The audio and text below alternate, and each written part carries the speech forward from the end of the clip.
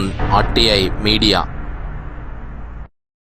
చెరుకు పంట నిజామాబాద్ జిల్లాలో పండించి గత పూర్వ వైభవం తీసుకురావాలని బోధన్ ఎమ్మెల్యే సుదర్శన్ రెడ్డి అన్నారు. శనివారం ఎడపల్లి మండల కేంద్రంలో చెరుకు రైతుల విస్తృత స్థాయి చెరుకు రైతుల అవగాహన సదస్సును ఏర్పాటు చేసి ఆయన మాట్లాడారు. బోధన్లో ఉన్న చక్కెర కర్మాగారం గతంలో ఆసియా ఖండంలోనే పెద్దదై పేరు గడించిందని, మళ్లీ ఆ స్థాయికి చేరుకోవాలని ప్రగాఢ సంకల్పంతో ఉన్నామని స్థానిక ఎమ్మెల్యే అన్నారు. చెరుకు పంటతో అధిక దిగుబడులు సాధించి రైతులు అధిక ప్రయోజనాలు పొందాలని, భూసారాన్ని కాపాడుకోవాలని ఎమ్మెల్యే ప్రొద్దుటూరి సుదర్శన్ రెడ్డి రైతులకు సూచించారు.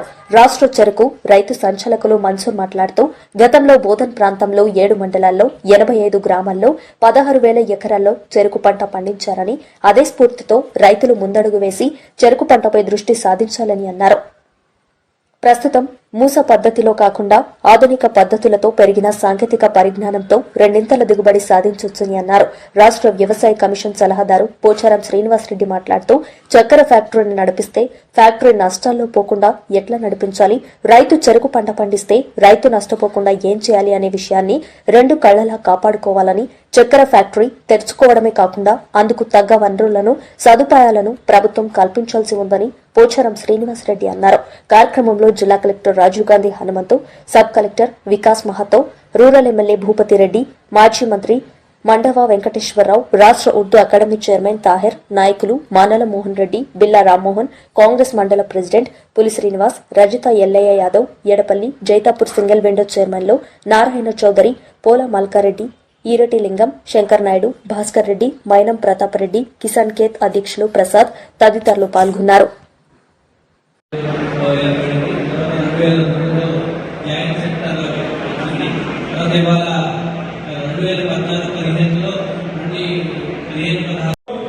నేలలో ఉండేటువంటి హానికరమైనటువంటి లవణాలు, విషపూరితమైనటువంటి లవణాలు, ఇవి నేల ఉపరితలకు వచ్చేసి మన భూమి చదువుతారు.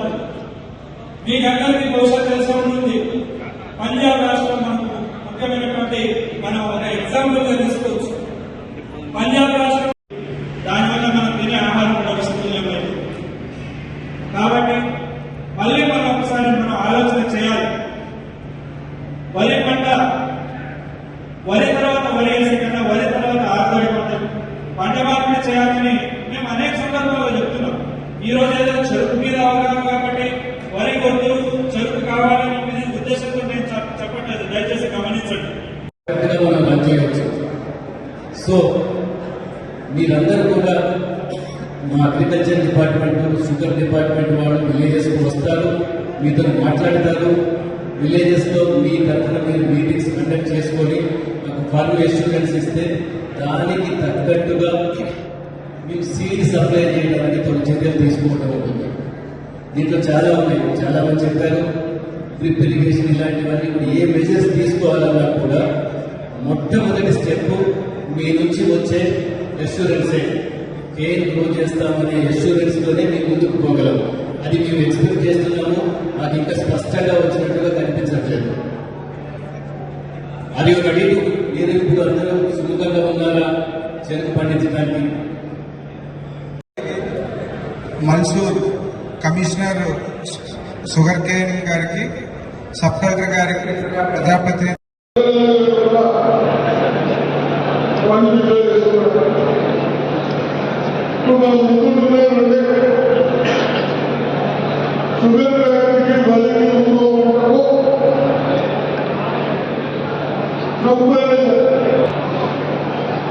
ఏది బాగా వస్తుంది, ఏదైతే మనకు ప్రాఫిట్ ఉంటుంది దాన్ని కాలాల పాటు కాపాడుకుంటుంది. నేను నాకు తెలిసినంత మటుకు ఏదైనా ఒకటే పంట వేసే వరకు తప్పనిసరిగా డిసీజులు, రోగాలు ఎఫెక్ట్ వస్తాయి. మనం ఒకటే పంట వేస్తున్నాం కాబట్టి బాధపడే సమస్యలు వస్తాయి. మొన్న 4 సంవత్సరాలు 5 సంవత్సరాల కింద మనం హార్వెస్టింగ్ వచ్చినప్పుడు సరిగ్గా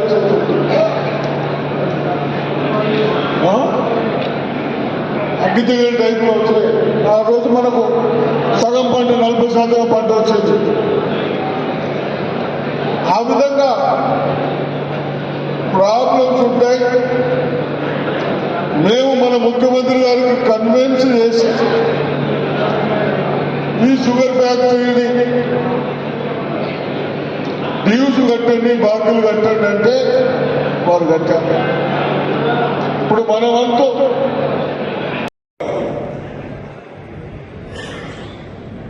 ఫ్యాక్టరీ నడిపిస్తే ఫ్యాక్టరీ నష్టాల పోకుండా ఎట్లా బతకాలి, రైతు చెరుకు పంట పండిస్తే పండించిన రైతు నష్టం లేకుండా ఏం చేయాలి, ఈ రెండును మనం రెండు కళ్ళలాగా కాపాడుకుంటే షుగర్ ఫ్యాక్టరీ నడుస్తుంది, రైతు లాభసాటిగా పంట పండించగలుగుతారు. దానికి ఏంటి సూత్రం? మరి అనుభవజ్ఞులు చాలా మంది మాట్లాడారు. గతంలో నేను కూడా చెరుకు పండించిన రైతులే. 50 ఎకరాలు చెరుకు పండించి నిజాం షుగర్ ఫ్యాక్టరీ లాయల్ గురైల్ని 97, 98 వరకు చెరుకు సరఫరా చేసినటువంటి రైతులు. కానీ గతంలో చెరుకు పండించాలంటేనే భయపడేటువంటి పరిస్థితి ఎందుకు వచ్చింది? రైతు చెరుకును చూసి పారిపోయే పరిస్థితికి వచ్చింది. అది రోజు అధిగమించి చెరుకు రైతు పండించడానికి ఇష్టపడే విధంగా రైతు ముందుకు రావాలి, ఫ్యాక్టరీ ముందుకు రావాలి. నేను అగ్రికల్చర్ మినిస్టర్ ఉన్నప్పుడు 4 బస్సులు తీసుకుని మహారాష్ట్ర వెళ్ళాను. చాలా మంది రైతులు వచ్చారు. 4 బస్సులు అగ్రికల్చర్ డిపార్ట్మెంట్ ద్వారా పెట్టుకుని నేను ప్రిన్సిపల్ సెక్రటరీ గారు అందరూ కలిసి మహారాష్ట్ర 4 తిరిగి వచ్చాము. మేము గమనించింది ఏంటంటే నంబర్ 1 పాయింట్, షుగర్ కేన్ చక్కెర షుగర్ ఫ్యాక్టరీ ఏదైతే నడుస్తుందో ఆ చక్కెర ఫ్యాక్టరీకి పర్సెంటేజ్ ఆఫ్ షుగర్ కేన్ ఎక్కువ రావాలి, షుగర్ ఎక్కువ రావాలి, పర్సెంటేజ్ ఆఫ్ షుగర్ ఎక్కువ రావాలి. 1 టన్ను పండిస్తే 80 కిలోలు, 90 కిలోలు, 100 కిలోలు వస్తే షుగర్ ఫ్యాక్టరీ బతుకదు. 1 టన్ను పండిస్తే 120 కిలోలు, 110 కిలోలు చక్కెర దిగుబడి వస్తేనే ఫ్యాక్టరీ బతుకుతుంది. దానికి ఏం చేయాలి? ఫ్యాక్టరీ ఆధునీకరించాలి, రికవరీ పెంచడానికి కావాల్సినటువంటి యంత్రాంగాన్ని తయారు చేయాలి, రైతులకు గిట్టుబాటు ధర ఇవ్వాలి, నెలల తరబడి పేమెంట్ తిప్పకుండా రైతుగా వడ్ల పండు పండిస్తే వారంలో ప్రజలు వస్తున్నాయి.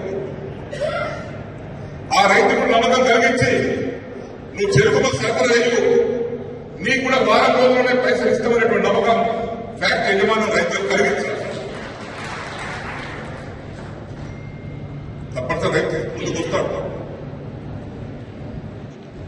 పండించిన 4 నెలలకు 5 నెలలకు చెప్పులు అడిగేదాకా తిరిగి ఇక చెరుకు పెట్టిన దానికంటే బట్టిగా ఉన్నది ఏమన్నటువంటి పరిస్థితికి వస్తే ఎవరు పెట్టరు. అందుకే ఈరోజు సుదర్శన్ రెడ్డి గారి నాయకత్వంలో ఫ్యాక్టరీ తెరిపించాలి, రైతులకు ప్రత్యామ్నాయ పంట పండించే అవకాశం కలిగించాలి. వరి అనుకుంటా పెడతా ఉన్నాం, 2 పంటలు ఆగి కొంతమంది రైతులకు ప్రోత్సహించాలి. ఎక్కువ మందికి అవసరం లేదు. షుగర్ ఫ్యాక్టరీ సంవత్సరం నడవాలంటే 7 లక్షల టన్నులు